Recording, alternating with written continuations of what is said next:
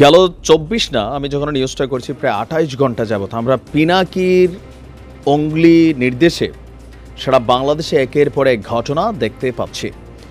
But এই ঘটনার পেছনে আরও একজন কিন্তু মাস্টার মাইন্ড আছেন, যিনি গেল লম্বা একটা সময় আওয়ামী লীগের বিরুদ্ধে একটা জনমত তৈরি করেছেন। ইভেন একটা বিশাল সাপোর্টিং শক্তি মাঠ পর্যায়ে সাংবাদিক ইলিয়াসের আছে। তবে এর আগে সাংবাদিক ইলিয়াসের নির্দেশনায় প্রথম আলো বা ডেইলি স্টার ইস্যুতে তৎকালীন সময় পিনাকিও এখানে কানেক্টেড ছিলেন। যে কী বলে যে জিয়াফত যে প্রোগ্রাম ছিল সেটা কিন্তু সেনাবাহিনীর হস্তক্ষেপে বা র্যাবের হস্তক্ষেপে সফল হয়নি, কিন্তু গতকালকে থেকে নাটকীয়ভাবে বদলে গেছে বাংলাদেশের প্রেক্ষাপট। তো গণমাধ্যম জুড়ে পিনাকির চর্চা, তো সাংবাদিক ইলিয়াস আসলে কোথায় আছেন? অবশেষে সাংবাদিক ইলিয়াসও এবার দুইটা নির্দেশনা দিয়েছেন।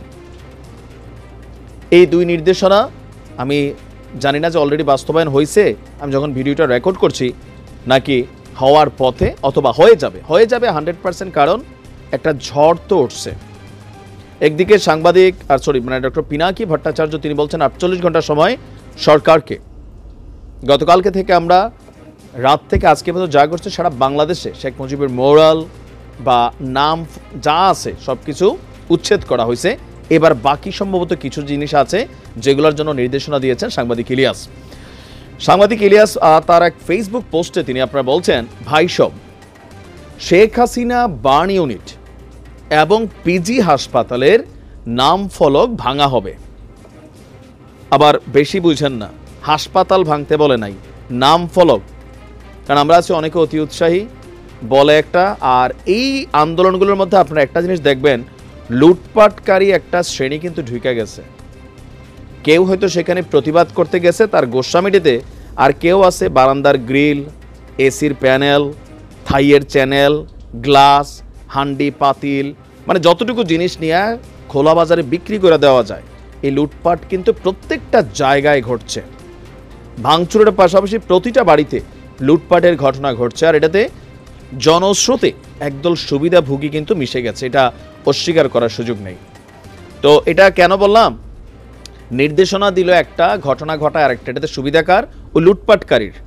তো সাংবাদিক ইলিয়াসের নির্দেশনা কি, যে শেখ হাসিনা বার্ন ইউনিট, অগ্নিদগ্ধ পোড়াদের জন্য যে হাসপাতাল, বার্ন ইউনিট এবং পিজি হাসপাতালের যে নাম ফলক, এই যে শেখ হাসিনা বার্ন ইউনিট এখানে সম্ভবত লেখা আছে ওনার নাম, তো সেটা ভাঙা হবে। আর পাশাপাশি পিজি হাসপাতালের নাম ফলকটা ভাঙা হবে। সবাই প্রস্তুতি নিন, সবাইকে তিনি প্রস্তুতির আহ্বান জানিয়েছেন এবং আশেপাশেই অবস্থান করুন। মুজিব হাসিনার চিহ্ন এই বাংলায় রাখা হবে না।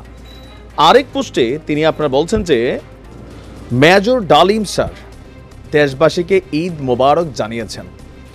আগামীকাল মানে আজকে আমরা যখন এই পোস্টটা দেখছি, সম্ভবত অলরেডি 32 নম্বরে ভুরিভোজের জন্য গরু নিয়ে আসা হয়েছে, সেটা সম্ভবত জবাই কইরা জিয়াফত বা ভুরিভোজ টাইপের কোনো কিছুর আয়োজন চলছে।